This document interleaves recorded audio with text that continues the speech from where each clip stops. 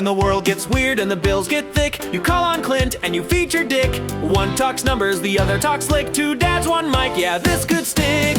Clint's crunching figures, straight to the point.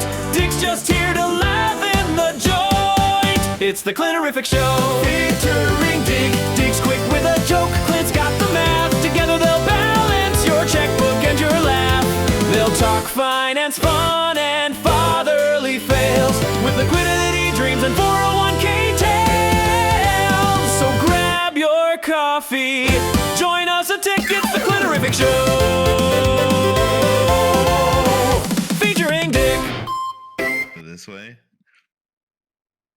Well, I feel like you're doing a pretty adequate job of training.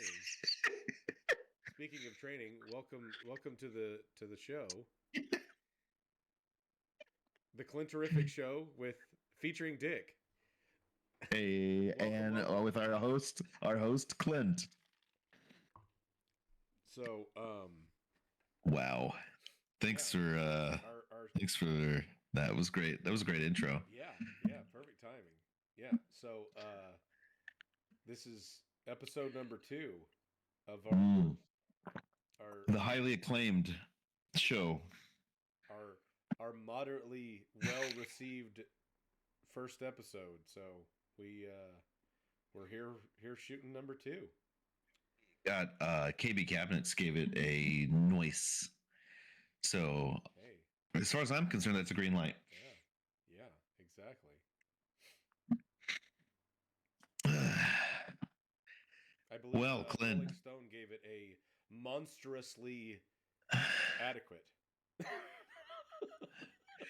I've heard that before. Oh man, it's better than the alternative. Exactly. So today we have a handful of topics that we're going to go through, and Ricky, Mr. Dick here, was asking me about investing ideas.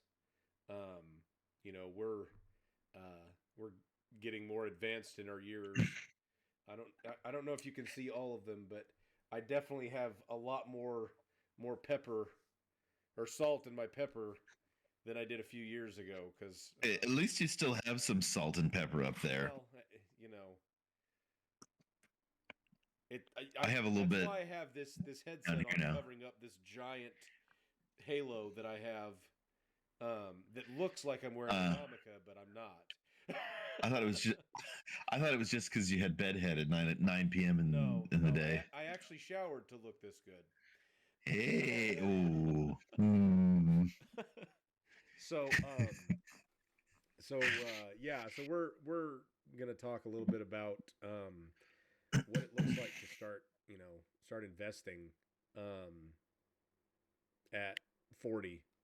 Because obviously on an ideal basis you would want to be starting at 25, but Sure, but who does that? Like, right. How many people who actually do that? It's like when you get to be middle age and you're like, oh snap, you know what I mean? Like you take a look and you kind of projecting maybe a little bit into the future, and you go, okay, well I've got a 401k with my business, whatever, right. wherever I'm working. Yeah. And you go, I'm going to have to work until I'm almost dead before I can afford to retire. Like, I don't want to do that. Yeah. I don't know about like the rest of the, our millennial cohort, but I know I am not excited about the idea of working until I'm almost 80 so that I can retire. It's like, if I'm working much past, I don't want to say it's 60, then I'm going to be upset because I want to enjoy life while I still have life of my own. You know what I mean? Right. Like, I'm not saying that like once you get past 60, you're better off dead, but I just want to have that. You want to have that ability paired with the financial security at that time. But like I said, a lot of us don't don't look that far forward when we're first entering the workforce in our mid to early late 20s. Yeah. Well, and that's the So how do unfortunate you part what about do you our. do? Yeah, no, that's the unfortunate part about our education system because I genuinely do feel like it's something that's just completely missing from a Yeah. perspective of even just educating ourselves on what, I, even from a basic perspective of what does it mean to retire? What does that mean? Well, a Yeah. lot of people are like, oh, well, retiring means just I'm hit my 65th year of life and I'm old enough to start drawing from Social Security and I'm allowed to retire now. And it's way less complicated than that. The reality is from a retirement perspective, the only thing that you need to keep in mind is retirement means you have enough money to last for the rest of your life without earning any more. So whether that's through, retirement savings through a 401k or an IRA or a Roth IRA, you have enough invested in the stock market that you're getting dividends that cover your expenses. But the reality is, as long as you have enough money to cover your monthly expenses, you can actually retire right now. Sweet. I'd love to retire right now, but I think I would only last till the end of the month. Yeah, yeah. Which is where a lot of people are. So I was, And I'm not ready to die at the end of the yeah, month. yeah. So I was trying to be a little bit more objective, um, because at the core of the question, it's not really how do I start, investing at 40. It's more of a how do I even be able to start investing? And a lot of people don't think about it in that perspective, but to to be able to invest, key number one is you have to understand how much money you have coming in and how much money you have going out. So if your money at the end of the month, if you're earning $5,000 and you're spending $6,000, problem number one is you have a spending problem. Sounds like I have an under earning problem. Well, and that's another way that you can look at it because the reality is you can kind of attack these problems from one direction or another or both. In reality, you don't necessarily have to look at it only from a perspective of how do I decrease my expenditures because you got to have a house. Housing is insanely expensive right now. That was one of the things that I saw on. I was just browsing through TikTok and saw an interview for Donald Trump that they're starting to promote a 50-year mortgage. And I don't think people have any real idea how incredibly bad of an idea a 50-year mortgage is. Is that like something I can will to my kids when I die too? Probably. I mean, and the reality of the situation is most people are not going to live long enough to, at least as far as how housing is priced right now, to be able to pay off a 50-year mortgage. I can't even imagine living in one place long enough to pay a 30-year mortgage. Yeah. I don't think I've ever lived in one place longer than,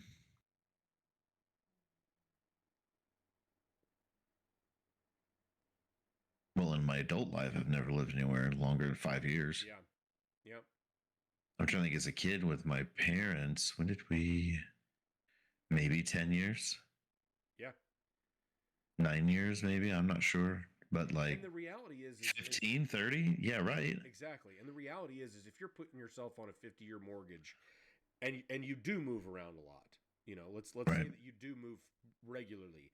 If you're on a 50-year mortgage, in the first 5 years, you have accumulated next to zero equity in that house. That is something I do know about. And like the whole interest scam is a load of crap. Like the fact that you make these payments, but you're not making it on what you may think you were making it on. You're making it on the freaking interest, and they suck the interest out first before ever really letting you pay on principal, which is just nonsense in my opinion. Yeah. So I actually I was kind of curious what the numbers were, as far as like if you did a 50-year amortization Mm-hmm. for a loan, if you bought a house, which the average price of a house right now is around, I don't remember the exact numbers, but it's around 450,000. So I was just using round numbers. I did $450,000 at the interest rate that is most current as far as what I could find for a house on a 30-year loan is 6.25%. At the end of 5 years, you have accumulated approximately $7,700 of equity. Yeah. You've made 60 payments of $2,500 apiece, and you've accumulated 3 of those payments worth of equity. Yikes. Yeah. So 57 of those essentially went straight to interest to the banks. And so They want to get their bag. Exactly.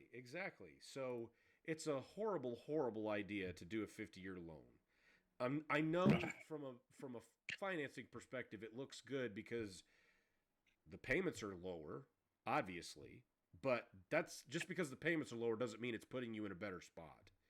No, because when you go to sell and move, like you're gonna get like $10 Exactly. of equity. It's not being in the ground because your house is not Right. appreciated in value, and the real estate agent fees and things like that ate so much of whatever equity you did have. Oh yeah, yeah. You're up a creek. So I kind of was trying to put together some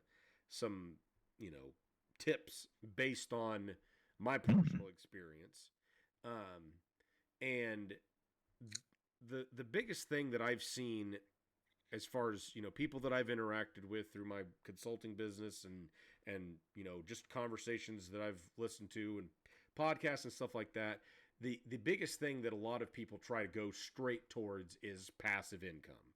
I don't know if you've heard that term. It's thrown around on finance podcasts a lot.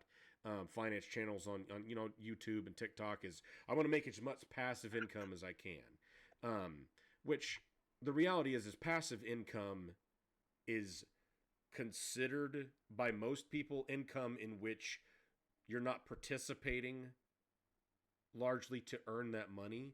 So think along the lines of you buy some stocks for Coca-Cola that are dividend stocks, and those stocks give you dividends every quarter or however frequently they give dividends out. That is largely passive income. Yes. Can you Dick. Can you? Hey, Dick here. Can you explain for the folks at home what exactly a dividend is, just in case? So a dividend is, in the simplest terms, a distribution of a net profit that a company earns. So at the end of the quarter, a company like Coca-Cola, for example, they put together their financial statements and say, we have earned $10 million over this quarter, and that being divided to each of the shares that are owned is 25 cents per share. So if you own 4 shares, you get $1. And that's a dividend that you get. They deposit that into your account, and most of the time people reinvest those, but every once in a while they'll just take it and put it in their account and spend it. But yeah, Okay. so a dividend is basically just a distribution from a corporation that you own a stock certificate share portion of that company. The other big one that a lot of people talk about is real estate, rental real estate companies. Like, oh Right, yeah. I'm gonna go buy a rental property and make a bunch of passive income. I'm gonna buy an Airbnb and just roll in the dough because I'm making so much money hand over fist. And I mean, I can't. It's weird because this term passive income has almost become like a catch-all. Yeah, like people don't really understand what it means, and passive income does not mean you don't have to participate to earn that money. Sure. Not every time, especially in rental real estate. I have Well, yeah. owned a rental property, And I can tell you right now, it is not for sure that you will not have to work having a rental property. You're going to have to fix it. They're going to have to call you. They're going to have you clean it. They're going to have you do fumigations for bugs and replacing air filters and stuff like that. It may not be a lot of work, but it is work. So it's not like you just set it and forget it and, it's all hunky-dory from there. Well, what if you hire like a management company to do all that work for you? You can do that. And the reality is, Does that make it passive income then? Well, it makes it more passive. But the thing a lot of people don't take into consideration is when you want to make passive income, it requires more capital. So you can either do the work yourself or you can pay somebody else to do it. Right. You want to make more money up front, especially, then you need to do the work yourself. But, I'm going to use Warren Buffett. Do you know who Warren Buffett is? He's one of the biggest investors in the United States. He's worth billions and billions of dollars. He has enough That's a lot of dollars and capital to spread that out and pay a bunch of people, a bunch of management companies to manage his properties and to manage his portfolio and do this and do that. And so he's making 5% return on investment after management. And I'm obviously just throwing out a number of 5%. I'm not exactly sure what return on investment he's getting, but I'm just saying for the sake of he's okay getting 5% on 5,000 properties, whereas you want to get 40% on one, right? Because you're doing the work. So the more properties you own, the less profit margin you can handle getting, because you get, if you have $5 from 5,000 different Exactly. properties, that's $25,000. Exactly. Right. But $5 from one rental property is exactly $5. Exactly. Yes. Yeah. So okay. So that's one of the things that so I need to buy lots of property. Exactly. But you also have to be able to leverage the property properly, and that's where the hard part comes in. Because if you have a property with your income, then let's say that the property is not rented. You're going to run into a problem after about 2 or 3 months. Whereas if you had 150 properties and you have one property that's not rented, who cares? The other properties are carrying enough profit margin in each of them that you can afford to have 5% of your properties empty, and it's not going to hurt you. Now, you can't afford to have all of them empty, but most of the time, if you've accumulated 150 rental properties, and obviously this is not guaranteed, there's going to be inherent risk with any kind of investment, whether that's stock or real estate or anything else. There will be risk. There's no guarantee to make money.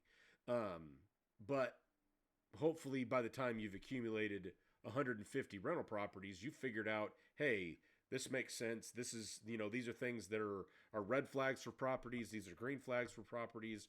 I know what I'm doing. I know how to pick the good ones. And I think I'm going to be hedged my bets well enough over the next 20 years that I'm okay. So that's the big thing that a lot of people are pushing. Passive income. Yes, is passive income. My philosophy leans more towards making one revenue stream for yourself, making more money than you need. Once that gets to, think of it like a cup. So if you have one revenue stream that is making so much money that it's starting to spill over the top, then you put another cup next to it and start filling up that cup. So I'm going to use my personal business as an example. So when I'm working in my business, I'm doing this accounting service, and I'm doing this consulting thing, and I'm helping this nonprofit organization, and I'm doing this, and so on and so forth. Once all of those come in, my initial goal with starting this business was to be able to afford my house payment, my car payment, kids' clothing and food, and all of those things combined. We have to pay for our cell phone, and we've got to pay for, whatever other entertainment and stuff like that. Whatever we want to pay for. This is my monthly cash outflow. So I'm spending $5,000 a month. I need to be making at least $5,000 a month. Okay, so once I hit that $5,000 mark, then my thought process shifts to, okay, so I've got $7,000 of income each month and $5,000 of expense. So I've created enough income for myself to have overflow of $2,000 each month. So what do I want to do with that? Well, a lot of people take the mindset of, I'm going to just spend this because I have it, and having, and the reality is I understand that a lot of people need to do that because they've been driving a car that's literally falling apart. And now that they've just finally got enough to, I get it. Like, I understand, and that, there's wanting to invest, and then there's reality, so you have to be able to reconcile those two things together in a way that is going to help reality support your investing, rather than just focusing so much on, okay, well, I've got to make as much money as I possibly can. So the good thing to kind of keep in mind is to try to create a series of good decisions. Because really, investing is just a game of ratios. You have to make more good decisions than bad decisions. And eventually, you will profit off of that, and you will have a excess of income that you can start continuing to make those, 51% good decisions, 49% bad decisions. And it's not even necessarily that bad decision is the right word, because we just do the best with the information that we have. If anybody had a crystal ball that could tell you definitively, hey, Bitcoin is going to be worth $100,000 and it's 2010, and that you can get them for 50 cents right now. Yeah, hindsight, I would love to go back to 2010 and buy every single Bitcoin I could find. Right. But you can't do that. That's just reality. And so the thing is just trying to focus on creating that little bit of excess earnings that go over what you have to survive, and to create some checkpoints for yourself. So checkpoint one is typically create an emergency fund. So the first one is get $1,000 in your bank account. That way, if the car shuts off and you can't drive it, at the very least you can fix it. That's step one. Now, once you hit the $1,000 mark, okay, the next goal is I need to save up enough money to have 3 to 6 months of money set aside. That way, if my job goes south, if something happens with the house, things like that. If that happens, I'm okay because I have 3 to 6 months of income saved up. Now, that's the hard one because, if you think about what you're spending in a month, having children and a house payment, that probably puts you in $5,000 to $6,000. So you're in, 15 to 30 grand that you got to have set aside to not even need to touch. Yeah, I think most people, like, I don't want to say, I think most people don't have an excess or even a little bit of disposable income at the end of each month. Like, groceries and gas and, rent or mortgage payments, plus having to, kids clothes. Like, You don't think about that before you have kids, but you're always buying freaking kids clothes. Oh yeah. Unless you don't feed them. I mean, if you want to buy less kids clothes, don't feed them as much. They don't grow as fast. They just get But the taller, but they're government, still fed. yeah, the government seems to Yeah. like frown on that. So Yeah, we try and yeah, feed our kids as much as exactly. possible. Right. Just let it be known. I don't starve my kids, so I don't have to buy them new clothes. The Clinterific Show is not condoning or approving not feeding your children. Please, please feed your children. Feed your children. Maybe less sugar, but Oh, absolutely. yeah. Give them some seeds, send them into the backyard, and say, "Go plant your own lettuce." Yeah. Or just sunflower seeds because those are cheap and they're really nutrient dense and They're so salty though. Like it's eh.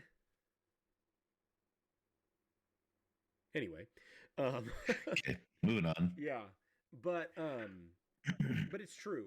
It's hard for a lot of families to get to where they're even considering setting aside any income because every dollar that comes in, they're living paycheck to paycheck. I don't remember the last statistics that I've heard, but I think it's between 30 and 40% last that I've heard of families in America are living literally paycheck to paycheck, which means as soon as that check comes in on Friday, it's gone.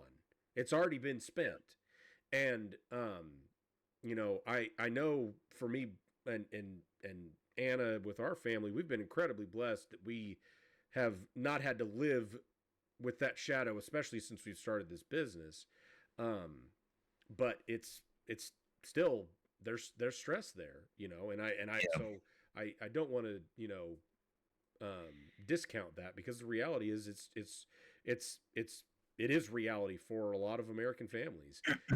So, so what you're saying is, like, if I'm looking into getting into investments, like into the stock investments or whatever, that before I consider starting to buy stock, I need to get that $1,000 emergency, get that buffer, that job loss buffer amount, however much that is, before I start looking at buying, you know, into the stock market. Mhm. So, yes and no. The reality of Okay. yeah. Let me explain because I know that's confusing. No, it's clear. It's Yeah. clear as mud. So there's a catch. Obviously, on one side, you want to make sure that you set aside a emergency fund, and I would say the $1,000 one is a pretty good place to start because if you've figured out how to set aside $1,000 for an emergency fund, you have at least figured out how to make sure that your income is, however slightly, exceeding your cash flow. We're talking about cash flow. So you've got, like I said, $5,000 coming in each month. If you're spending $6,000, then you've got to figure out where the issue is. So it's either you've got to figure out how to earn more money at the job you're doing. So is it hours? Is it salary? Is it I need to take on a second job? Is it I need to create a secondary source of income for myself?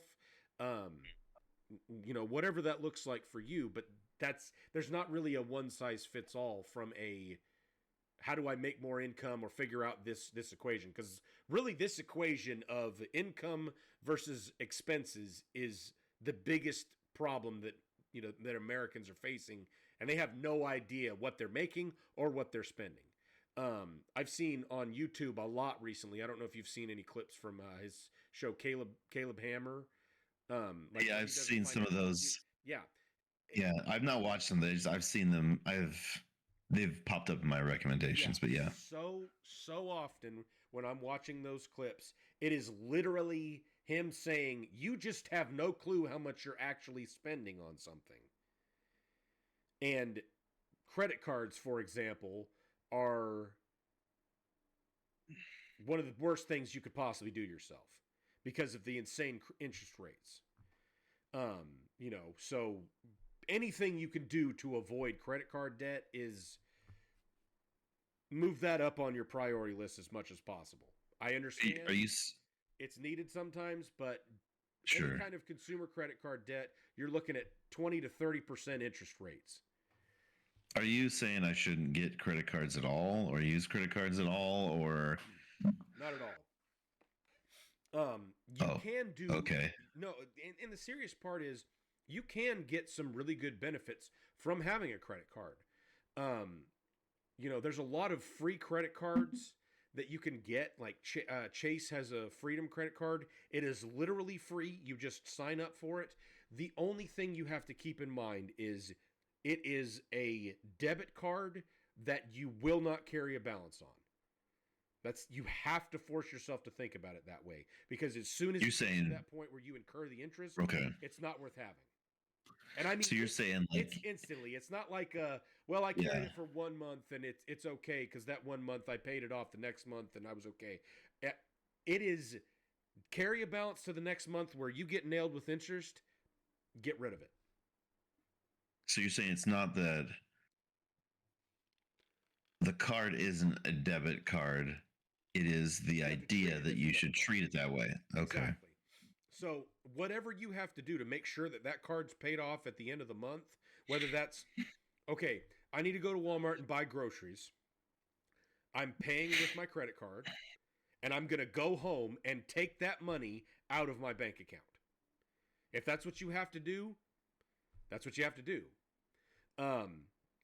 Now, if you're a little bit more disciplined with it and you're pretty good about keeping track of how much you've spent and you know what the balance is going to be and you have enough money in your bank account, okay, write it until the end of the week, and then you get to you're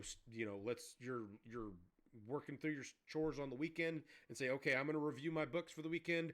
I owe $400 on my credit card for gas and groceries, and I went out to eat 2 days and things like that, and I'm going to pay it off every Sunday at 9 o'clock, and that's when I'm going to make sure it's knocked out. Whatever that looks like for you, because like I said, this is another one of those. It's difficult to say that it's a one size fits all.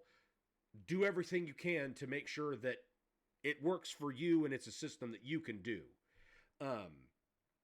But credit card is not a bad thing to have, but it's dangerous. So it's more about just knowing what you have and how to use it properly. And realizing that if it gets away from you, you have to know how to cut it off. Does that make sense? Yeah, I think that there's a certain level of self-discipline Exactly that is needed in that can be difficult.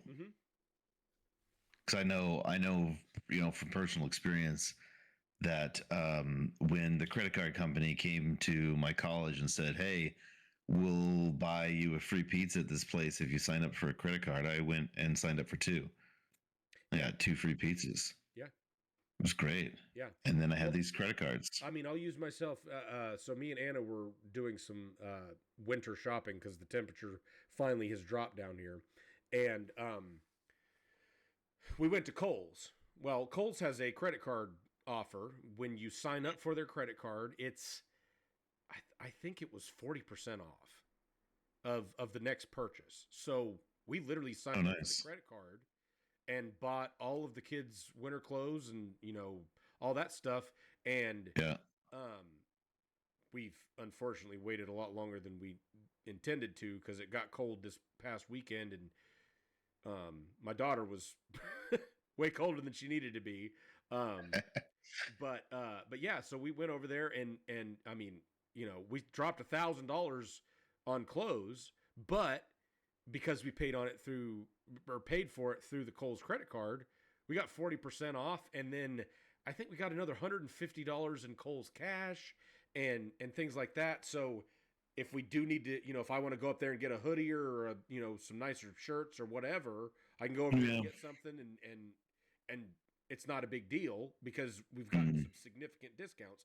But we went in there under the assumption that we would be spending that cash already. So as soon as Anna got home from the store, she went in and she made the payment, and that credit card has a 0 balance on it now. So there's no 28.56% interest that we're getting nailed with next month which obviously that's an annual rate. So it's not 28.56% per month. But it's still, you don't want to carry a balance on it. So, Okay. so the long and short of it is, rule number one, get that $1,000 emergency fund. Rule number two, start focusing on balancing. Because after you've gotten to the emergency fund, obviously you figured out the equation of, okay, I've got more income than expense, at least often enough to save up $1,000. So the next step is, okay, well, what are my goals? I want to set aside 3 to 6 months. So maybe you can say, okay, I'm going to set aside 1 month of an emergency fund just in case, and then I'm going to start doing some light investing. Like let's say you set up an E-Trade account just to do some stock purchases, and doing a purchase into an index fund, something like Vanguard, which is, I don't know if you have any understanding of what Vanguard is, or an index fund is. Stop speaking English. Okay, so an index fund, in layman's terms, is a portion of the top certain number of companies that are available on the stock market at any given time. So, Like, you own a small percentage of Apple and Nvidia and Google and Tesla and all of these companies, and it depends on which one you buy as far as what number of companies that's included in that, but it's essentially just an amalgamation of all of the highest valued companies available on the stock exchange right then. So it's basically a way of hedging your return on investment. So you're buying stock, or how does it? So it's an index fund is very similar to a stock, but a stock certificate is for one company. So I can buy stock in Apple, or I can buy stock in Nvidia. I cannot buy a stock certificate that has both Nvidia and Apple and Tesla on it. That's where it turns into an index fund.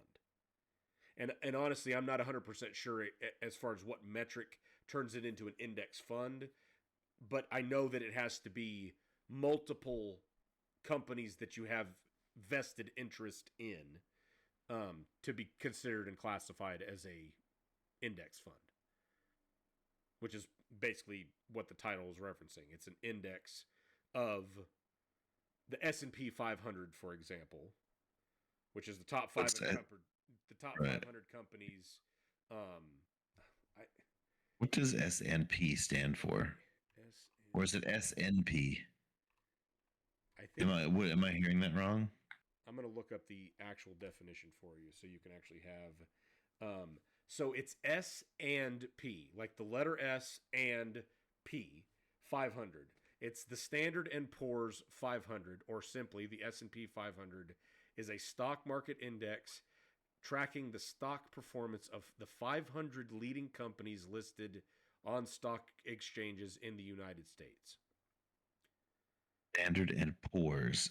That's not a word I would think associated with. It was the people's names, like their.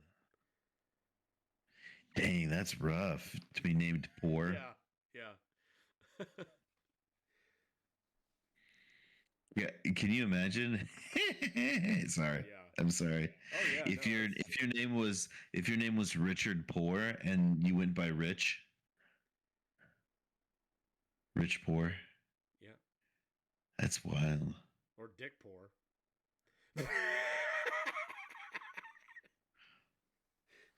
That is my name already.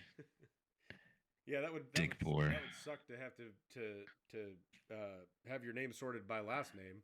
Oh, poor Dick.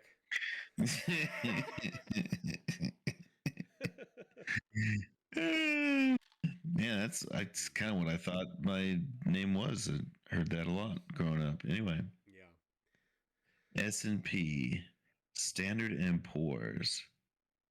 Okay. And so then these top 500 companies, like, What are these top 500? Are there only 500? Are there more than 500? Like, who decides who's in the club? So that I don't know definitively. I know that it's a constantly moving target. Um, and like I said, it's the 500 leading companies. So, if number 499 drops in performance, they go off, and whoever grows replaces them. I see. Yeah. So it's it's interesting. Okay, so I put money into S&P 500. The companies that I buy into that index, do they get some of that money I'm putting in then? Like, how does that work? Because isn't Might be a isn't video that for another time because I believe that's going to take me okay? a while to explain. And honestly, I'm not 100% Ow. on the details of exactly how money moves from me to index fund to buy portion of stock certificate and back, so on and so forth. So I'll have to do some research on that, but that's a good question that we can definitely talk about in a future video. That way I can give you a more educated answer because I really don't know the exact specifics of how the money moves one way or the other.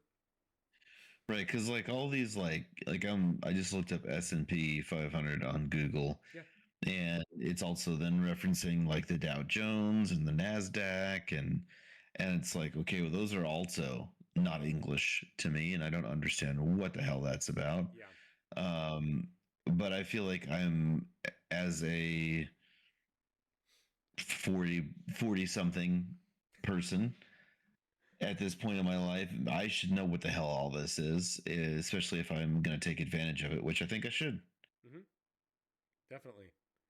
And even if it's just from a basic perspective, because the reality is, I believe the S&P 500 and index funds, for example, the reason why they're so traditionally sought after is because it's a pretty safe place to put your money, especially from a perspective of the fact that it's always changing as far as the top 500 companies that are in it. So you're not getting stuck with a dead A fish. loser. Exactly. Yeah. You're not getting stuck with that. You're moving with companies that are automatically being adjusted and moved out when they're not doing well and moved in when they are doing well.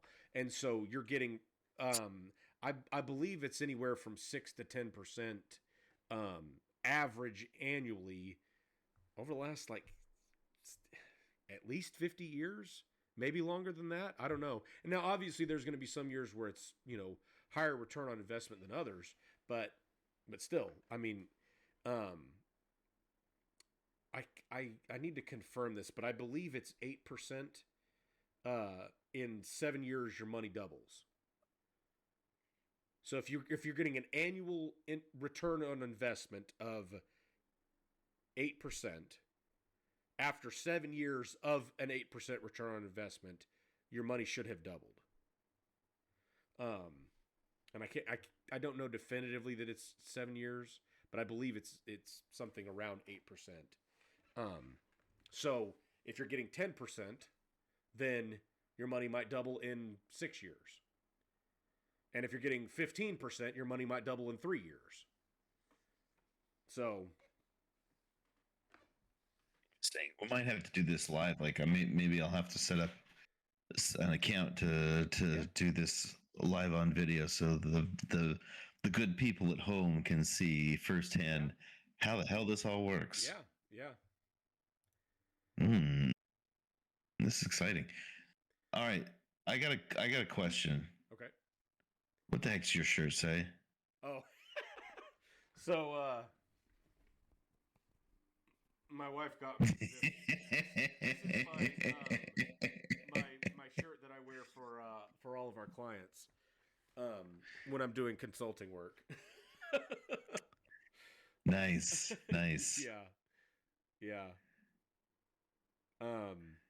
I will take that to heart. Yeah. we went down the rabbit hole of typing our names into Amazon for shirts and just seeing what shirts popped up with our name on it. So I got this one, and then I have another one that says, I have a pet termite named Clint. Clint eats wood. Amazing. Yeah. How do I do this? T-shirts. Oh yeah, you just go to Amazon and type in your like. With Yeah, just T-shirts, Richard, and it should bring it up. T-shirts. No, it's gonna be T-shirts, Dick. I mean, I don't know if Amazon's going to bring up everything that it could. That might be a better one for Google, or maybe Grok. No, I found one I love already. Though it's okay. I should do a little. How do I do a little screen Oh yeah, share here? I believe if you click on, What's it gonna do? I think you can pick if you're sharing a window or. There we go. I apologize in advance for anything you are about to see. There we go. Can you see it? Of course, yes. Thou may ingest essential British shirts. Oh yeah, that's a good one. I love that. That one's amazing. Yep, that is. Oh, I like that one. Yep. Let's find another one. I mean, Okay, there's the classic I Heart Dick. Yeah, I mean, it doesn't get better than that. Or Eat a Dick. You eat a dick. Listen, I don't know that I want to get eaten. I'll just be honest. The reality is, I think these are going to start becoming our attire for our episodes because I'm with Dick. That one's for me. That one's for you. And then I have to have one that says I'm with Clint. Actually, I'm going to have to get the one with all this and a nice dick too, because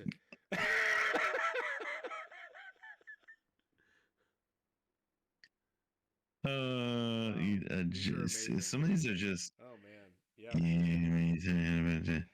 Well, we might have to censor some of this. Yeah. Oh man. This is my favorite. Yeah, I'll have to. Thou may ingest a satchel of Richards for this episode, but yeah, that one's a good one, definitely. It's funny. So I was after Anna went shopping the other day, because we were talking about clothes and getting Evie, because my daughter is so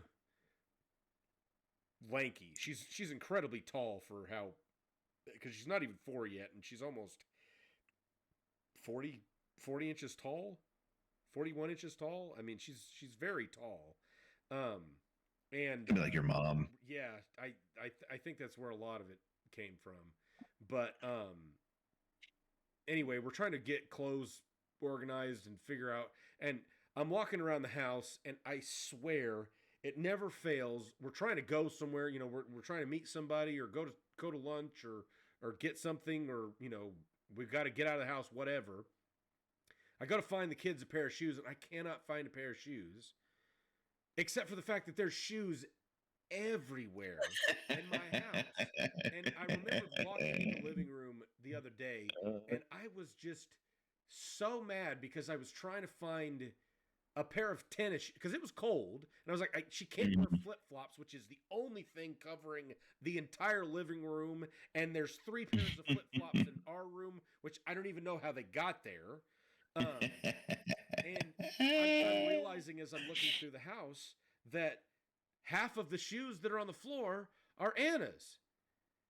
And so I walk, she comes in to help me look for some shoes. I'm like, how in the hell do you have the thought of just being like, okay, I'm standing right here and I just cannot have shoes anymore.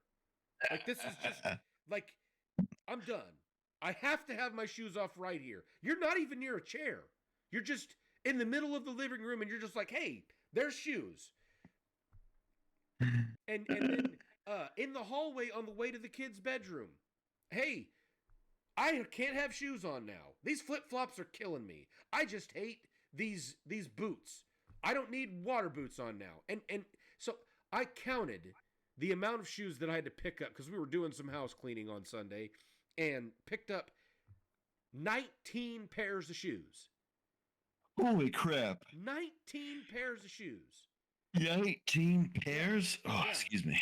And you know, I was just like, well, now I know why the kids never can find their frickin' shoes. Because apparently they learned how to take off their shoes from their mother, which is, I can't have shoes on anywhere. But that spot is never the same. Because, I mean, I'll be the first to admit I'm more of like a creature of habit. And I go to the same spot and I take off my shoes in the same spot because I know where they are. Yep. And so I never have to wonder where my shoes are. And every time I don't do that, every time I stray from that mentality, I get pissed because I can't find my damn shoes. Yeah,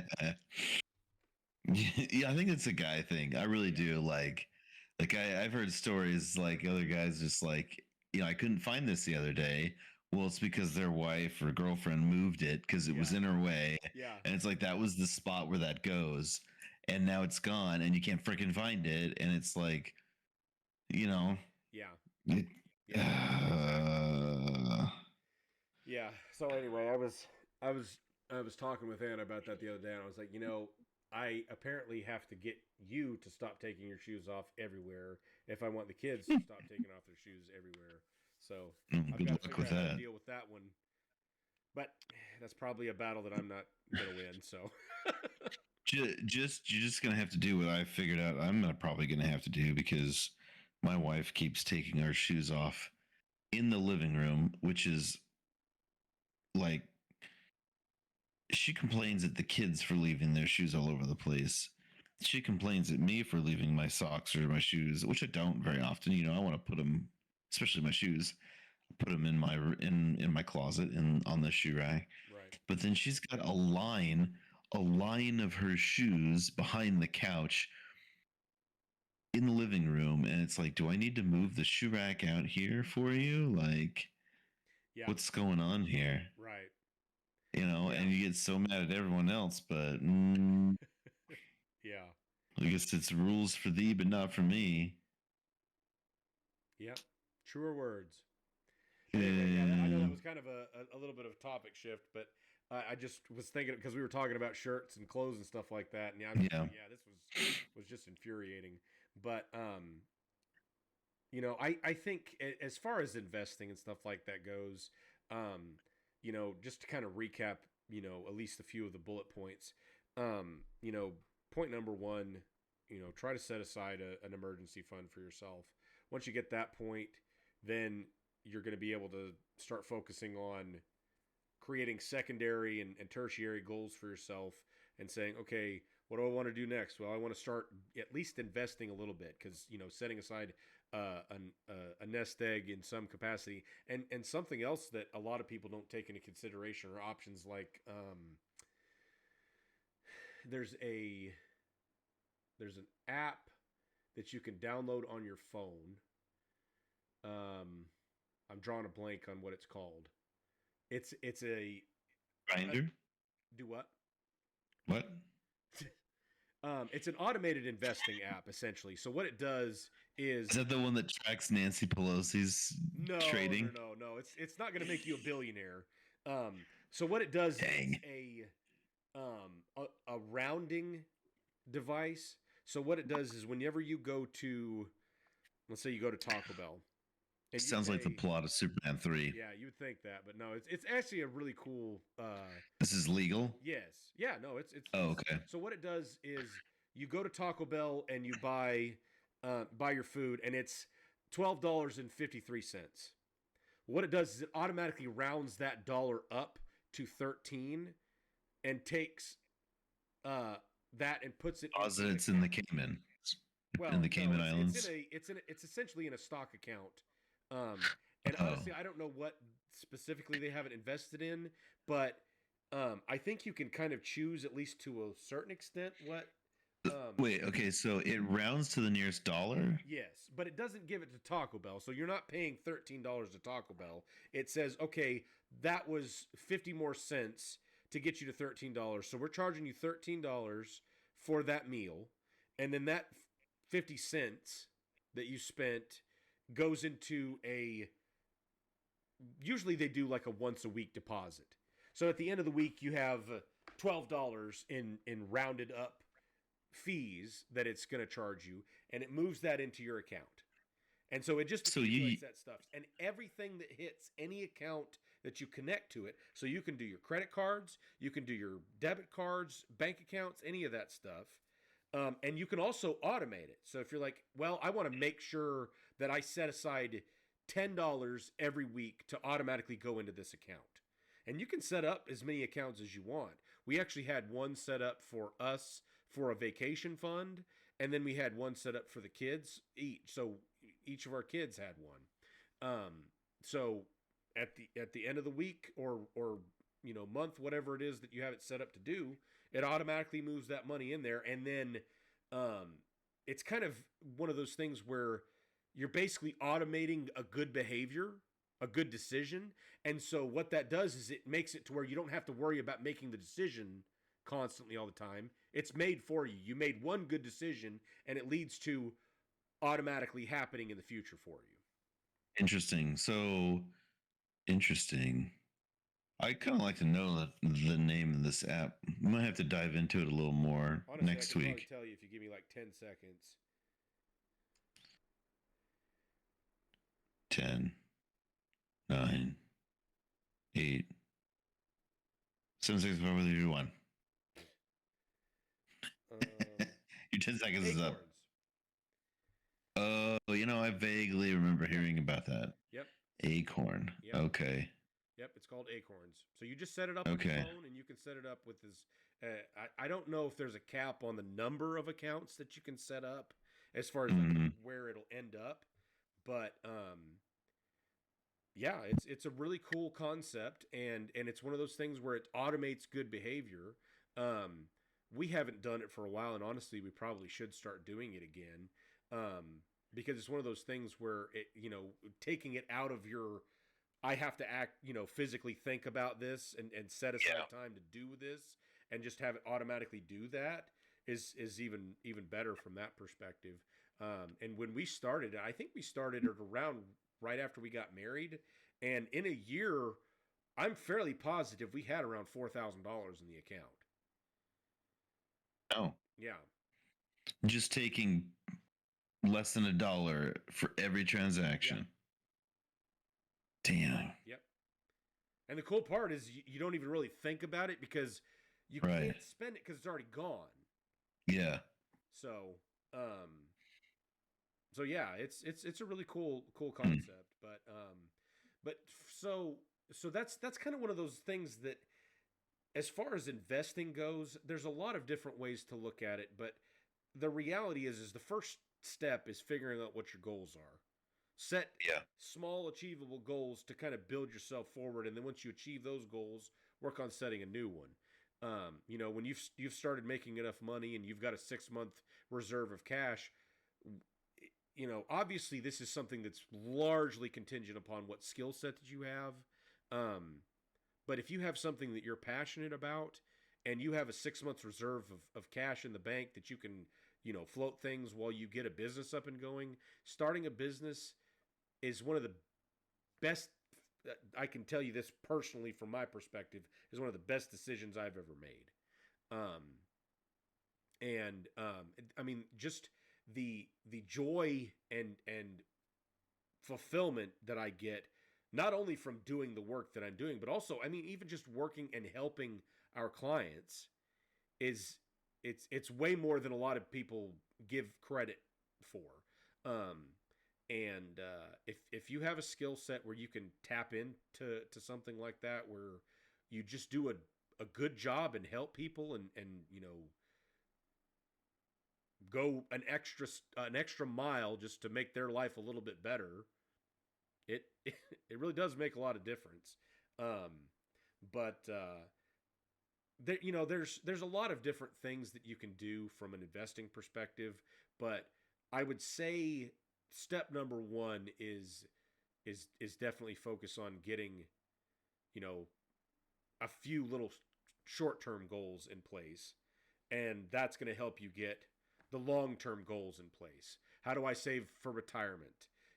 What does that even look like? When do I want to retire? If I want to retire at 50, I can do that, but I have to set aside this much money because my monthly expenses are $5,000 a month and the average lifespan is 77 years. So I need to have 27 years worth of income set aside that I can spend over that next 27 years, minus or adding in interest growth and return on investment and things like that, to last me until you're 77 years old. And you know, you have to adjust it for, do you want to leave anything to your kids? I think most people want to, but you know, that's something that you would have to take into consideration, because obviously if you're going to work till 50 and say, okay, I've saved up enough money for me specifically to retire, then, you know, that is what it is. But yeah, there's you know, there's a lot of different steps to it, and honestly, we could probably spend an hour talking about every individual step. But just from a, you know, broad strokes perspective, you know, if I had to break it down to 3 specific tips, I would say set some goals for yourself. Make sure that you've figured out the equation as far as making sure that your income is exceeding your expenses every month. And then just start educating yourself. You know, there's tons of resources that we have available to us. And a lot of people don't even really tap into things like ChatGPT and Gemini and things like that from an education perspective, because you can turn that on. You know, a lot of people listen to podcasts, and not that I'm knocking podcasts by any stretch of the imagination, because I think there's a lot of... Hey, you're on a podcast. Yeah, well, no, and the truth is there's a lot of entertainment and knowledge to be gained from podcasts. But when you can turn on, you know, ChatGPT and have a conversation with it and have it explain to you how to, you know, understand specific concepts, there's a lot of personal growth and knowledge gaining that you're getting from that. And that's going to help you even more so, especially from an investing perspective, because investing is really just knowing how to and what to invest in. And then beyond that, you know, you're going to start finding different options of how you're going to invest. Okay, well, I can just put money straight into your stock account. So you can set up an E-Trade account, or, you know, that's the one we use. I'm sure there's other ones, but just set up a stock trading account. You know, you're going to pay a certain amount of fees for the transactions when you sell and when you buy and all this stuff and all that. Or you can start worrying about, okay, well, I want to do tax deferred savings. Okay, well, I want to do it through my 401k. My job has 401k matching, so I want to make sure that I get the maximum amount for that. If your job has 401k matching, if they say they'll match up to 3%, then you need to make sure that you do everything you can to hit that 3%, because that's free money for you. And it's amazing how fast that will accumulate if you're putting money into that.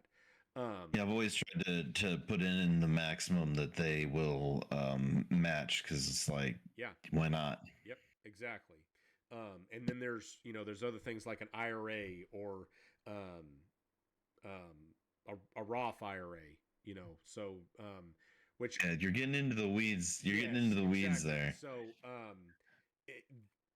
the simplest term is an IRA is I believe it stands for an individual retirement account. And then a Roth IRA is a type of individual retirement account where you're putting money in that has already been taxed. So when you take out the money, the only thing that gets taxed is earnings that happened in the account. So IRAs are pre-tax. So you get a benefit there. You're going to pay the taxes when you take it out later. Roth is before, or you've already been taxed, so you only get taxed on the earnings later. And then when you have your own business, that's where things really start opening up for you, because you can contribute to things like an SEP IRA, which I don't know what the SEP stands for, but there's a lot more flexibility and a lot more higher rates that you can invest in. So if you have a business that's making you a lot of money, you could put way more into that and get way more growth on the front end and be able to retire significantly faster. So anyway, so all that to be said, it's really just a game of, you know, creating some guidelines for yourself and trying to follow those guidelines as best you can. But you know, I'm sure we can dive into any one of these specific categories quite a bit as we, you know, move along with this podcast. But that's kind of the big three. So, you know, set some goals for yourself, short term and long term. Make sure that you figure out that equation. Make sure that you understand your income and your expenses every single month, and you know, get those in a good synchronization, and make sure that they're doing what you want them to do. And then after that, start moving towards your other goals, and figuring out what avenue is best for you to expand into. And that's going to be different for everybody, because it really just depends on what your skill set is. You know, if you have because your background is in teaching and education, so that's going to be something that you're not going to be able to start a traditional, let's use a consulting business. If you wanted to do that, how do you do that? Well, you have to find schools that want to tap into your skill set. So as a teacher, what specific skill sets do you have figured out that you can teach somebody else well enough that they're going to pay you for it? That's the $1 million question. And it really is probably a $1 million question, because if you can do that and figure out how to monetize it, then it's going to turn into potentially millions of dollars for you. Now, there's a lot more to it than just, hey, I figured this out and it's going to be easy for me to make $1 million. If it was that easy, everybody would do it. Well, it's obviously not that easy. It's probably easier than you think, though. Just not a lot of people are committed enough to put in the work. Yeah, that's very true. So get on that grind out there, people. Exactly. Yep. But well, I was wanting to, and while we're talking about, you know, personal expenses and things like that, one of the things that I've been kind of looking into purchasing a new vehicle for myself, and been bouncing around different ideas, because, you know, all the push right now is whether it's electric or hybrid vehicles, and there's a lot of benefit to both of those options. There's a lot of cool aspects of it too, you know, from a maintenance cost. These electric vehicles, I don't know if you knew this, because I actually didn't know this until recently. The maintenance cost for electric vehicles is actually significantly lower, because they don't have the traditional drivetrain that they don't have as many moving parts. Is the biggest part. Exactly. Like, so you get all your pistons and cylinders and all of that stuff in a traditional internal combustion engine, and you don't have any of that in an electric. Especially if you get one that has like a motor per wheel. Right. Exactly. Which is that way they make them now? I don't know. I know some of them do, and some of them are a 2-motor system. So like I believe it's front and back. You know, like, I haven't bought a car in a long time, and the car I drive every day is still the first car I bought for myself. Yeah. So, and I'm honest, like, yeah, all this electric stuff sure seems nice, but yeah, it's gonna be tough to get me away from my good old gas guzzler. Yeah, I was listening to Elon Musk talking he was on Joe Rogan's podcast this past week, and he was talking about the new Tesla Roadster. Have you heard anything about that? So this is the first time that I've ever been like, yeah, if I wanted a supercar, that's probably what I would get. So it is, according to the specs that he reluctantly gave, which I mean, most of what he told was on their website already, so I don't understand why he was so reluctant to say anything about it. But I think it was more so because apparently the stuff that's on their actual website was from 2019, because I believe this was supposed to have launched in 2020, but COVID happened and delayed everything and caused all kinds of problems from that perspective. And so they've had obviously significant delays since they originally projected to be releasing this vehicle. And the specs that they have on their website, it's supposed to be able to go 620 miles on a single charge, which is substantial compared to most competitors in the market. I think the majority of them, even with the extended range option, don't break 400. I'm not sure. I think I saw that General Motors had made a truck that was approaching the 600 mile mark on a single charge, but I don't know for sure. I can't remember what kind of vehicle it was. I just remembered seeing that they'd got something that was, but obviously as a truck, you're in a significantly larger vehicle, right, than a you know, a sedan. But 620 miles on a single charge. At 0 to 60 in 1.9 seconds. Like rocket ship. I believe it was 0 to 100 in... Let me just pull it up because I can't remember for sure. It was incredible. Okay.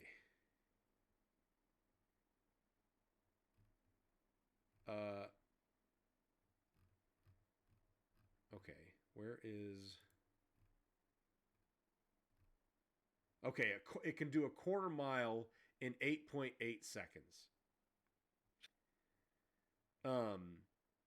It has seats for 4. It is all-wheel drive, and I didn't even know this was a thing, but apparently they have a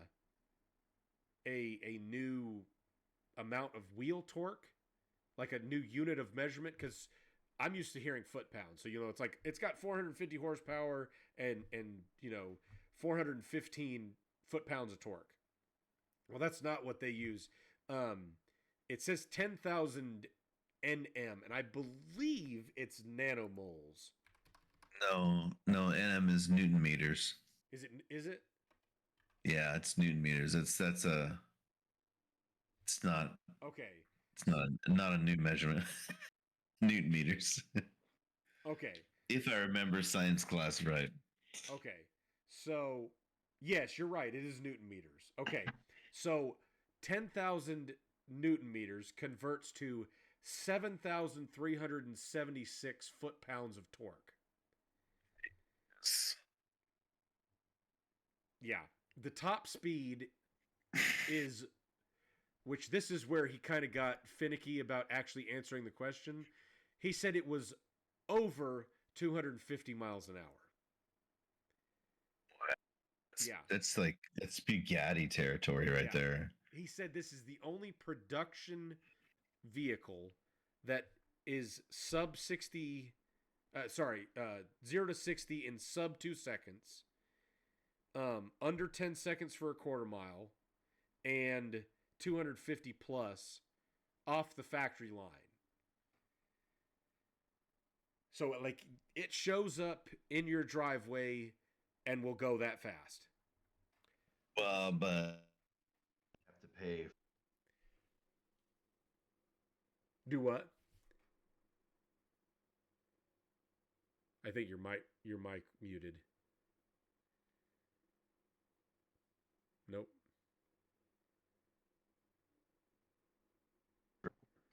There we go. Can you hear me now? Yeah, I can hear you now. They have electronic, what's what I'm looking for, limits on some of that stuff too. Oh, yes, like where you have to pay like a subscription fee or whatever to be able to access the high speeds and all that junk. Right, yeah. Is it going to come with you're going to have to pay a subscription to the hypercar? I have no idea. I know based on what he was saying on the podcast that microtransactions in your car now, guys. Yeah. You thought they were just for games? Well, everybody else is doing them. I know Toyota's got some kind of stupid subscription fee to have access to certain features on their vehicles. I know the first thing I think about when I think about some stupid way of extorting more money out of me is that I wish more people would do it, so we can all be doing it together. Yeah, that's. Yeah, for sure. But so yeah, I have no idea if there's going to be any subscription fees or anything like that are part of it. But oh, they'll find a way. oh, I'm sure. Yeah, yeah. But one of the things that I did find interesting was the fact that the biggest thing that's comparing right now is pushing from gas to hybrid. Because like the Camry, I think the Camrys are all the Toyota Camry is all hybrid now. So I like all Toyota cars were hybrid because I think all of them. I believe there's some that you can get that aren't hybrid. They're turbos. Like the Tundra. I know for sure the Tundra has a V6 twin turbo, and then they also have a V6 hybrid option. Right. Which is that makes me a combination of the two. That makes me sad. The V8s are dying. Man, no kidding. Yeah.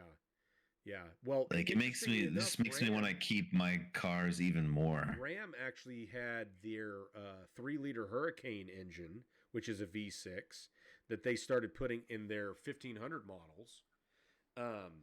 And they did that for 4 or 5 years, and I believe they got enough pushback that they said, hey, we're going to start doing the Hemi again, which is the 5.7 V8. Yeah.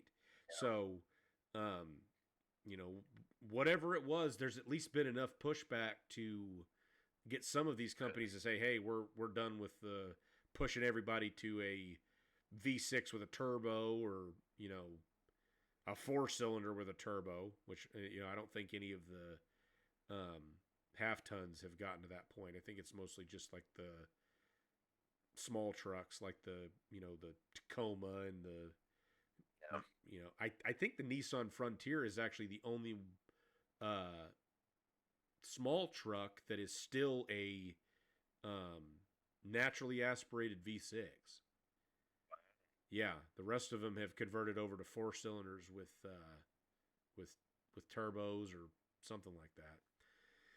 That's sad. We had a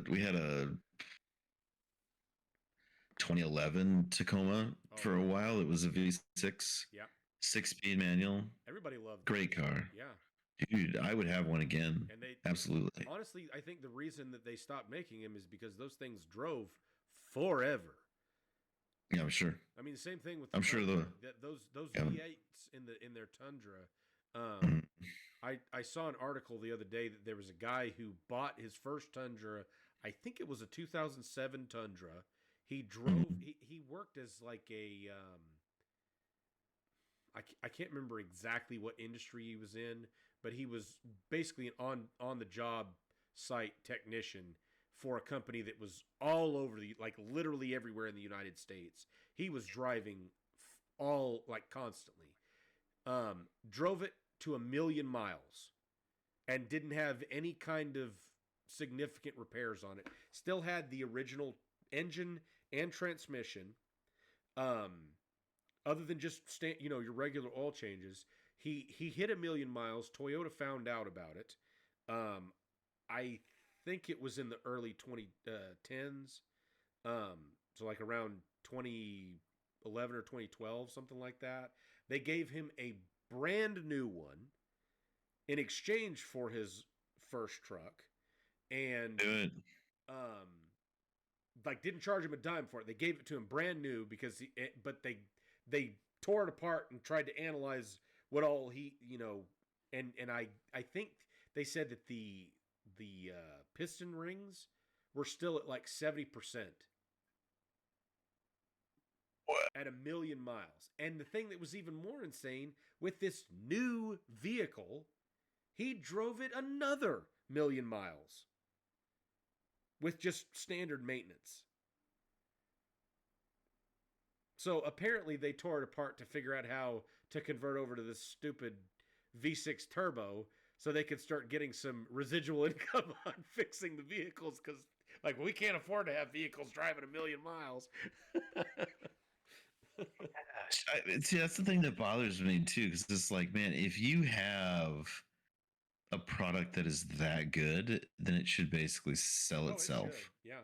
Yeah. And I think You know what I honestly mean? that's why Like, Toyota had built such a reputation for themselves, and Honda, and even like companies like Lexus and Acura, they had done so well for so long, but now they started putting so much of this new stuff in there that they just didn't quite do enough testing on, and it just seems like it's biting them in the butt a little bit. I think they intentionally took a dump on that legacy. Unfortunately. Yeah, it's yeah. But one Mm. of the things that I did find the most interesting, so I was comparing a um I can't remember what vehicle it was, because honestly I compared a bunch of them, but it was essentially taking the same features, same specs, same vehicle. The only difference was one was hybrid, one was not. So I drive probably around 6,000 miles a year in my car, because most of the time we're taking the van with the kids and stuff like that. And so gas where I'm at is around $2.80. So I said, okay, I put together some calculations and estimated out, like, this is how much the vehicle costs with the regular gas, and this is how much it costs with the hybrid. And most of the time the hybrid was anywhere from a $3,000, maybe $3,500 to up to $5,000 premium. So same specs. The only difference is one is a hybrid and one's not. And I just calculated it out. Okay, how long would I have to have the hybrid before it pays for itself, for the gas mileage increase? And most of the time the gas mileage increase was anywhere from 15 to 30%. Depending on what model it is. Obviously, you're going to get a little bit more out of the smaller vehicles, because they're lighter already, and so you're going to get they're already at 35 miles a gallon. So if you jump up there, it's getting 50 miles to the gallon in their hybrid versus non-hybrid getting 38, let's say. But from a cost perspective, assuming the amount of miles that I drove and assuming the amount of cost of gas, anywhere from, I think I had it adjust, like the model that I was using, I had it adjust up to $3 a gallon. And even at $3 a gallon, it was 19 years before that vehicle even broke even. Just for the premium of having a hybrid. And I was like, is that... Yeah. I mean, I had it... Yeah. I changed the model with the metrics that I was using like 5 different times, because I was like, there's no way that's right. There's no way. And every single time it came out the exact same way. It was when gas was at $2.85, I think it was actually closer to 26 years. Okay. Now, the higher the gas price was, obviously the faster you pay it off and the more miles you drive. But I'm like, I mean, I'm adjusting this model for looking at what I'm doing, not for what it would be. Okay, well, yeah, what if I drove 30,000 miles a year? Who cares? I don't drive 30,000 miles a year. I think it was essentially to a perspective of, if you drive 15,000 miles and gas was like $3.50, I think it actually paid for itself in like 9 years. But still, that's a very, very long time to be waiting for a vehicle to really break even as far as the premium that you're paying for the way better gas mileage. Right. So I just thought that was really interesting.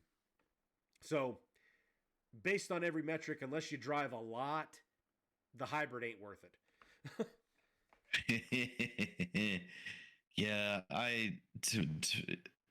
for me, driving is a lot about the experience too. Like, there is, because I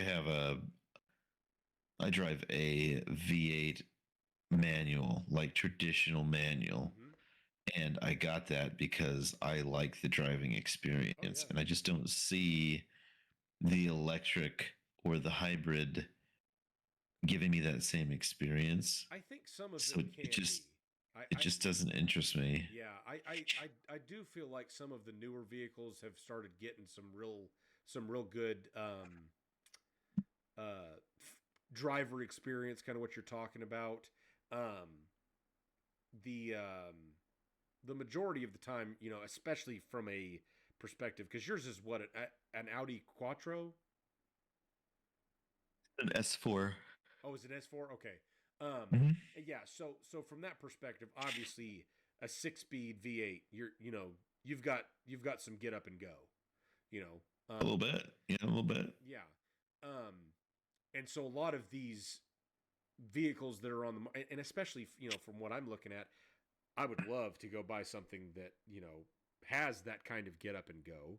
You know, if I had all the money in the world and didn't care about who could fit in the car, right now I'm going and getting a Lexus LC 500.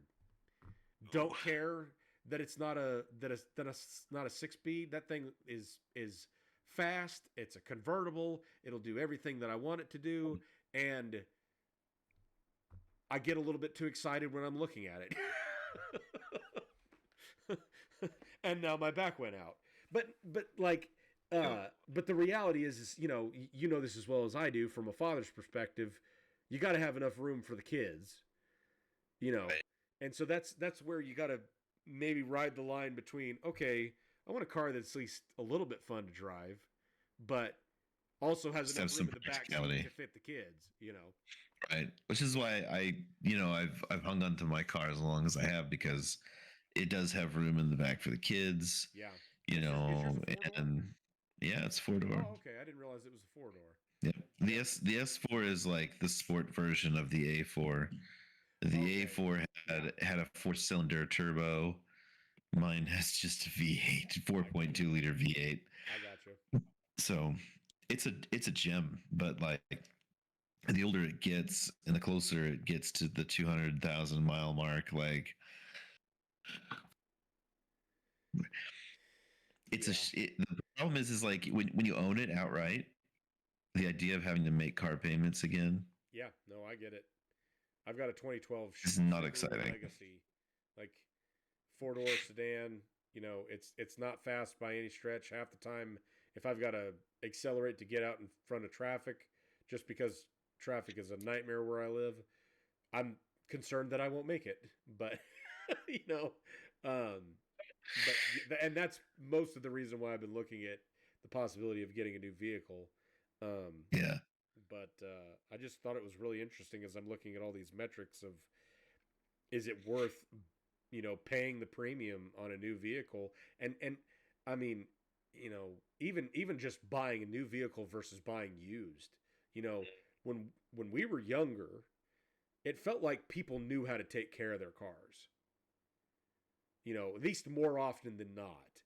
And the thing that I'm concerned about now is it just feels like every person I talk to, I'm like, yeah, you don't have a clue what it means to take care of your car. They're like, oh, well, I get the oil changed every 10,000 miles. 10,000 miles? Like, I start getting nervous when I go to 5,000 miles. Yeah. And I have that new fully synthetic oil that's supposed to be good for 7,500 miles. Even then, I'm still hesitant to go that long. Right. Because there's other stuff that you catch when you're, having your vehicle maintenance regularly that you'll catch before it becomes a real problem. But that's, so it's like, okay, I can go flip a coin on a used vehicle, whereas before it used to be like, yeah, I can buy a used vehicle and I'll get another 70,000 miles on it because the guy who bought it before me knew how to take care of a car, or knew even what it meant to take care of a car. It is a little bit of a lost art. Yeah. Yeah. So anyway, well, I know we were talking about, we've been talking about cars, and it kind of gave me it's a good segue into our flop or not segment of the week. So, I was trying to figure out what kind of movies that I wanted to do this week, and I really just was curious myself. I tried to pick some of my favorite movies of all time, and you know me. My number one favorite movie of all time is Hot Rod. Yeah. Uh, if you see, I've got my amazing Mm-hmm. poster. It's the only piece of wall decoration that I have up, other than my Cool beans. I think I've seen it like 57 times. I probably have the entire script memorized and could act it out Goodness pretty sake. much scene for scene. I love that movie, and so that was the first one that I wanted to do. Chose Andy Samberg as the theme for the first two movies that we're doing this week. So, Oh, okay. you have seen Hot Rod. I have seen Hot Red, and it's freaking hilarious. It is. It's a super funny movie. It's a really funny movie. Another one of those. It's a. I know it. It's a pretty low budget film. Just from watching absolutely. it, there's not a lot of CGI or anything like that in it. It's just about a guy who likes to do stunts, and he's really bad at them, actually. Very, very bad at them. Yeah, and wants to kick his father or his stepfather's ass, and he has to do stunts to do so. Obviously, I'm not doing any spoilers here because if you haven't seen this movie, you should have seen it at this point. It's almost 20 years old. It was August 3rd of 2007 is when it came out. I remember going and seeing it with Aaron, and the scene where he goes out in the woods after getting in the fight with Frank and punch dances out his rage in a wooded glen, and he's doing like almost a scene for scene remake of that scene from Footloose, where he's dancing in the warehouse and doing all those goofy jumps and dives and the gymnastics and all that stuff. And then he trips on that log and falls down the hill for like 5 minutes straight. I was laughing, I literally was laughing so hard. I fell out of my chair and was rolling in the aisle. I don't know. I think it was when the movie came out that I had any clue what happened in the next like 4 scenes after that, because I was laughing so hard. My face hurt for 3 days after that scene. And there's not very many scenes in the history of movies and cinema that have gotten me to laugh like that. I mean, like the scene in Dumb and Dumber when Harry's trying to give CPR to the guy after they give him that stupidly hot pepper, and he's banging him on his chest, and then he picks up his legs and he's mashing him into his chest, and then he starts trying to give him mouth to mouth, and he's screaming about how much easier it is if he just lays back. It's just that's just one of those scenes where you like every time you see it you just laugh. Oh my gosh. So that was the first movie that I picked on our Flop or Not series this week. Flop or Not. So I'm gonna give you the budget. So the budget was $25 million. Wow, cheapo. Obviously, you've seen it yourself, so Yep. So it's got Andy Samberg and Isla Fisher. Yep. Jorma Taccone, which is another one of the Lonely Island boys. I feel like that time, like that early 2000, like the noughties, we'll call them the noughties. Yeah. Like that kind of comedy was kind of king during that time. It was. Yeah. Dodgeball was one of my favorites from that era. Yeah. Oh my gosh, it's so quotable. Napoleon Dynamite was another one that was kind of like that, a little more quirky, but yeah. Yeah. Okay, let's see. Was it a flop or not? At 25 million? Yes, 25 million was its budget. And we're talking about just box office flop. Yes. Okay. Was it a flop in the box office? I'm gonna say it was, 'cause I feel like it probably gained more traction with a following later. So, the box office total for it was 14.4 million. Oh, jeez. So it did not do great in the theaters, but I know that it has become a cult classic, and I believe Oh yeah, where the Freak absolutely. had significant amounts of money um, after that point because um, I don't remember the specifics, but whatever it was, it got a lot of traction. Which I think part of its problem was that Andy Samberg at that point was relatively unknown because I think he had just joined the cast of Saturday Night Live, SNL. and Yeah. I don't think they had done really anything at that point, and so This it was was kind of before who the are I'm on these a boat. guys? Yes, Right. yes. They hadn't done all of their SNL digital shorts.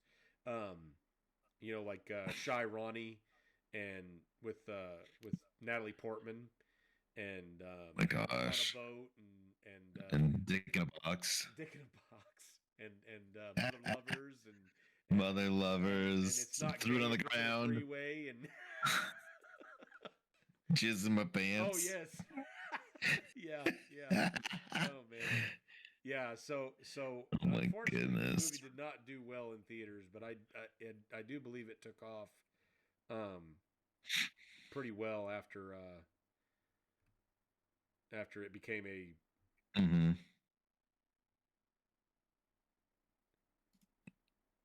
Its DVD sales and whatnot did better. here's an interesting fact. I don't know if this is.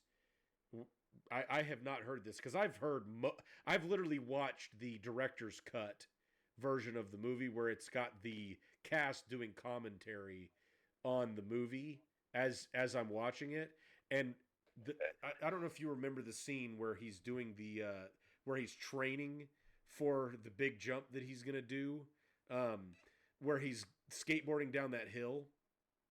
Yes. So Whiskey. The safe word is whiskey. yes, so immediately following the whiskey incident, where he's going down that hill so fast and screaming whiskey at the top of his lungs, the Safe word it didn't shows help him at all. slam into that trailer house and that guy's driveway, and then the camera pans back and shows the Dave and Rico, Dave and his Kevin and Isla Fisher. I can't remember what her name is in the movie, but I'm just really just drawing a blank right now because I Denise. Yeah. So it shows all four of the characters and all of them visibly react like, "Oh, like there's a very physical reaction except for Isla Fisher and she is just deadpan, just nothing.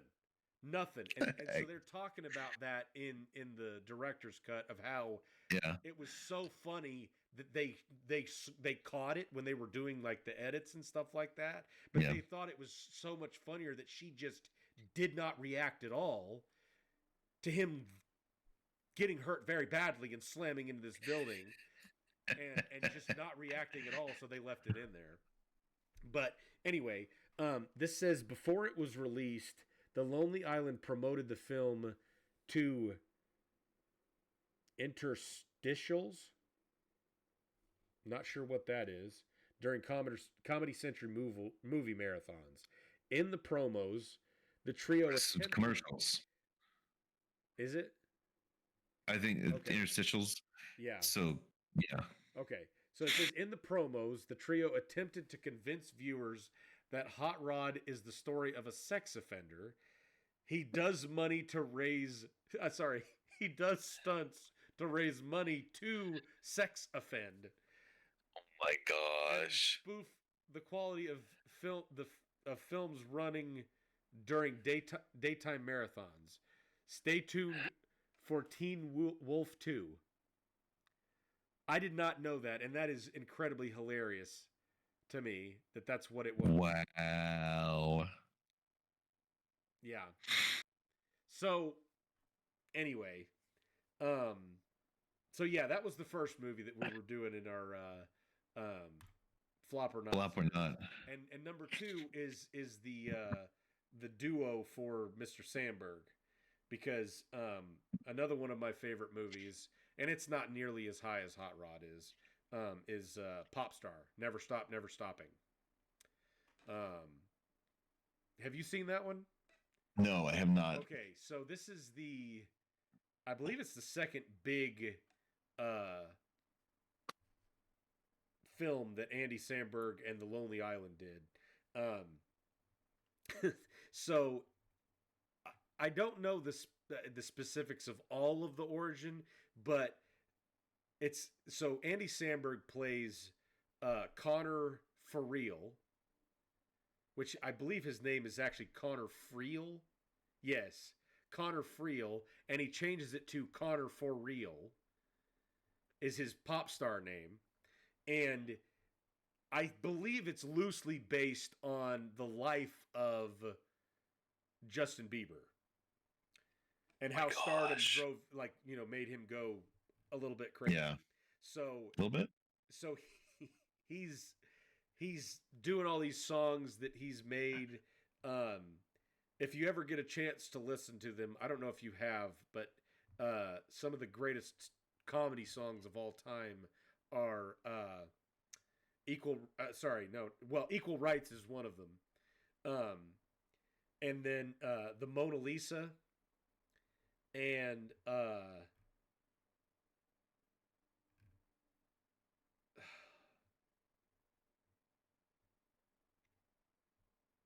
what was that other one called? Okay, I got to look this up because I can't remember the name of the song. But there's 3 of them that are on the album for the movie. Hilarious songs.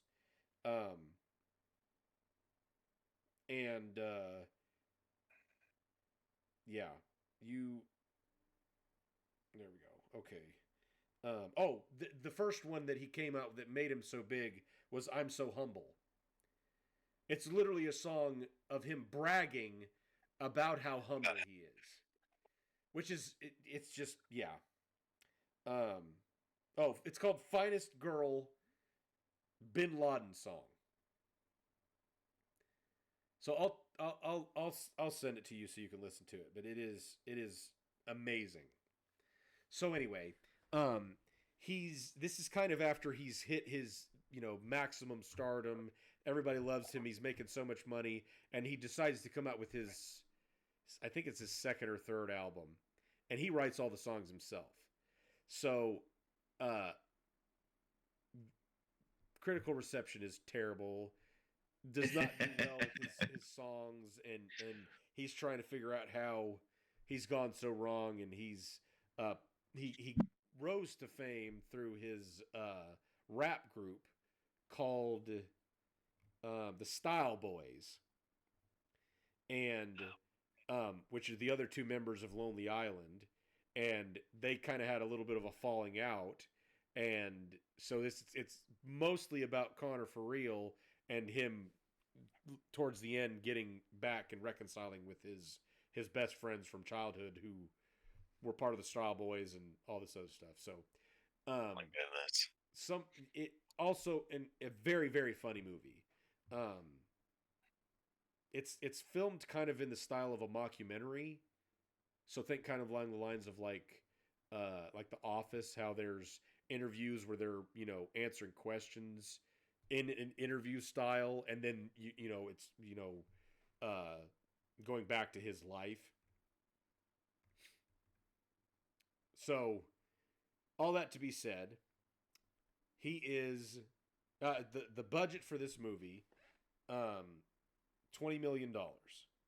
It was released in the United States on June 3rd of 2016. So it was a summer blockbuster. And yeah, budget of $20 million.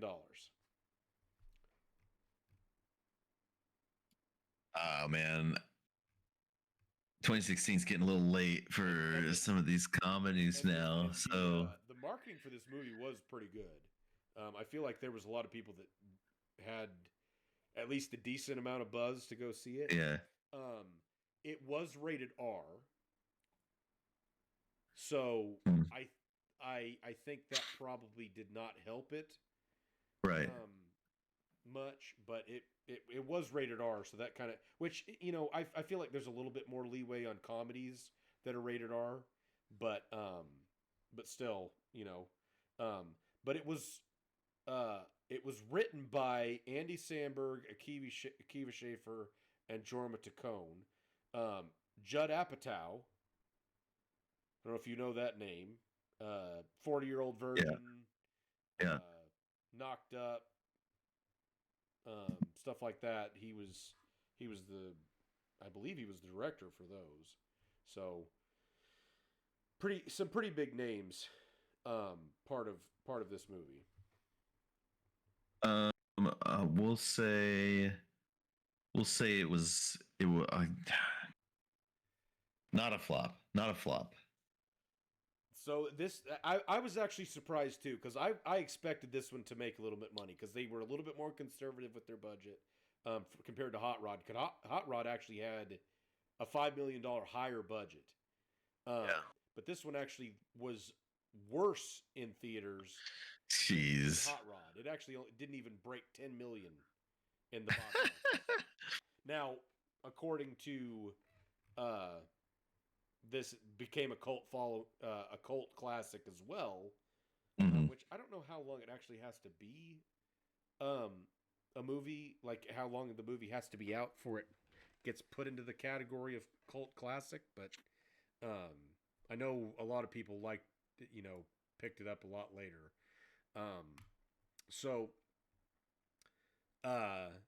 And then here's the last one, which this was kind of a derailment from the Andy Samberg movies. But this is just one of my favorite movies. If Hot Rod's number one, this is probably number two. Right. Have you ever seen the movie Stardust? Yes, that's with Mila Kunis, right? Is that No? Is that on? No. I'm thinking of Jupiter Rising. Yes. Sorry. No. It's that was not a good movie. Claire Danes is yes, in it. Claire Danes. Yeah. And the guy who played Daredevil. Charlie Cox? That's Charlie. Yes. Really? Yes. That's a young Charlie. I remember. Yes. I remember that there is an asshole Henry Cavill in it, which is hilarious. Henry Cavill's in it. And what's his name? Ricky Gervais is in it. Oh, yep. And there is, oh gosh, Peter O'Toole. There is a lot of big actors in that movie. Robert De Niro. Yeah, Robert De Niro. That's what I was thinking of. Ian McKellen is the narrator. Right. Some big names. There it is. Stardust. Big names. I love this movie. I don't know. Dude, no, It's just one of those movies that I just love the whole shtick. No, it's a great movie. It is such a great movie. It's just a very good feel-good movie. Highly underrated movie, I would say. Yeah. Dear viewer, if you have not seen Stardust, you should do yourself a favor and go watch it. Yeah. The problem is, I know where this is going to go because it is such a great movie. Yeah. But I don't think that it did well originally. So I'm going to say it was probably a flop, which is sad because don't make your guess until you hear what the budget is. Okay. I'm getting ahead of myself. I'm going to tell you when it was released. It's Paramount Pictures, which I feel like Paramount does a pretty good job with movies. Like a lot of times I feel like they're batting pretty good as far as how often their movies are successful. So the budget, I'm not sure why it has such a wide range, but it says between 70 and 88 million. So that may have to do with the marketing.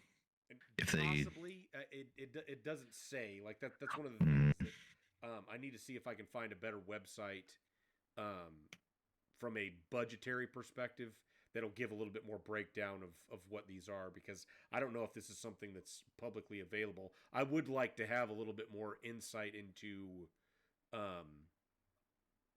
what the financials are for these movies. Obviously from my perspective, I'm an accountant. I'm interested in the finances and all that junk. So yeah.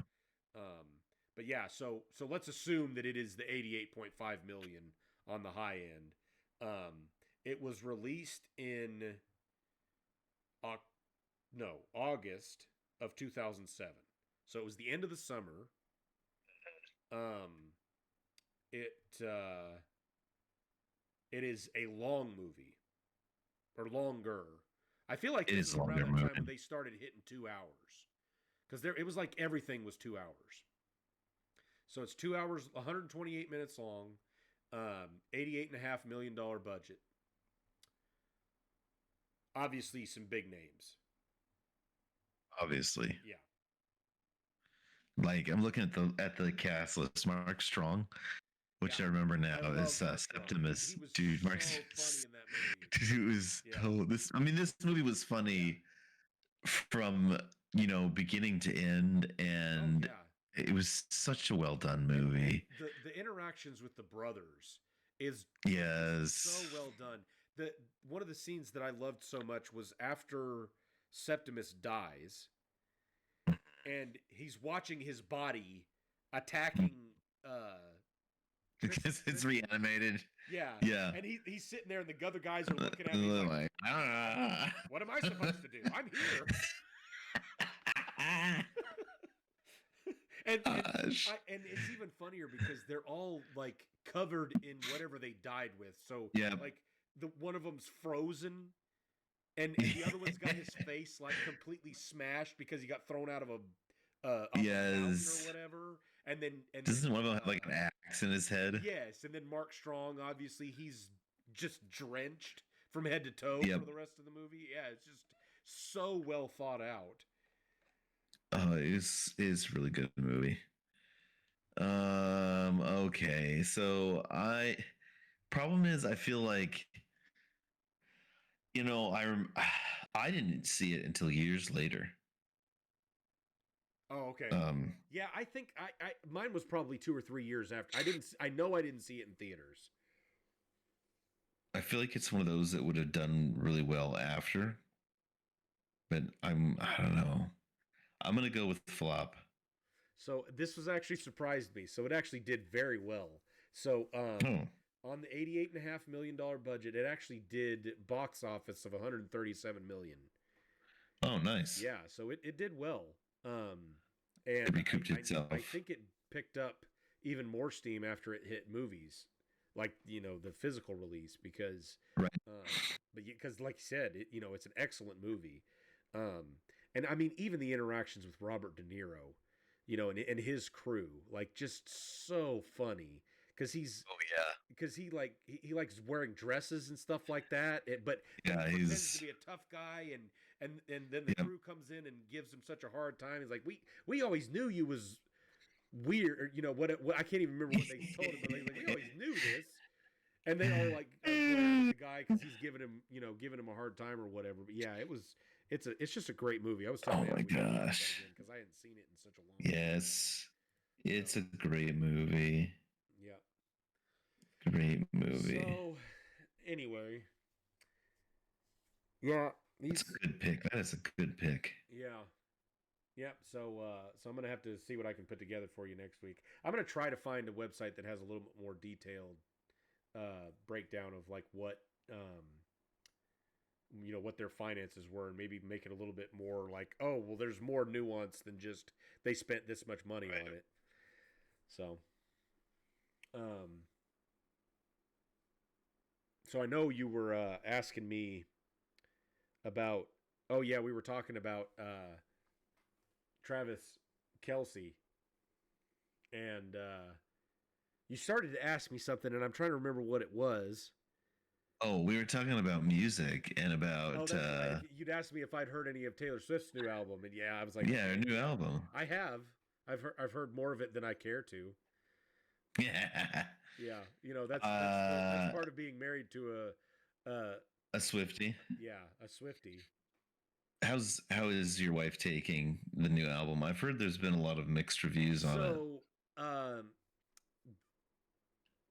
I think she took it fairly well. I think she likes it, but the thing that was funny is the kids like Taylor Swift too. So like Shake It Off is one of their favorite songs. But Right. My kids are 5 and 3, almost 4 years old. So Right. obviously they can't listen to Wood. especially the unedited version of Wood. And so Oh my apparently Anna gosh. turned it on the other day, and she's listening to it, and then realizing immediately, oh, this actually is way more parental advisory than I thought it was. So yeah, so she had to turn it off and wait until the edited version came out. Of course, we're sitting in the car and she's listening to the edited version. I'm like, this ain't any better. It's just being Well, slightly more no. subtle about talking about how big Travis Kelce's wood is. I think it is the Sorry, funniest thing ever. I shouldn't assume. I don't know. Maybe he's taking her name. So, Travis Swift, King I of the mean, Swifties. I mean, listen, you know, she's worth however many billions of dollars. she's worth a chunk of change. Yeah, That's for sure. yeah, yeah. But yeah. you know she's gonna be having him sign that prenup. Oh yeah, yeah. You just got to make sure that you get the end date added in there. Like, yeah, it's a prenup until 2035. Yeah. Is it worth getting pegged for 10 years for half a Oh billion my dollars? gosh. Ask me I after. mean, listen, you can only play football for so long, you know. I don't know how many years he's been playing. He's probably at the end of his run, Yep. to be honest. When did he enter the league? It's getting close to 15 years or so. Yeah. Maybe Man, longer. that's been a while. Yeah, I didn't realize he'd been playing that long. Yeah, he's Of been course, in for a while. I guess I should take these things into consideration because I know Taylor Swift is probably almost as old as we are, so she's pushing 40. So I would assume Yeah, that he's she's close. right. Honestly, he started with the Chiefs in 2013. So yeah, 12 years. Wow, Yeah, man, time flies. yeah, it does. Yes, so Taylor's 35 and Travis is 36. I got you. And we're getting into the tabloid stuff. Yeah, yeah. Maybe that's a good point for us to call it and wrap up for the night. And on that note, Yeah. thanks for joining us, everybody, for the Clinterific Show. I've been Dick. I've been Clint.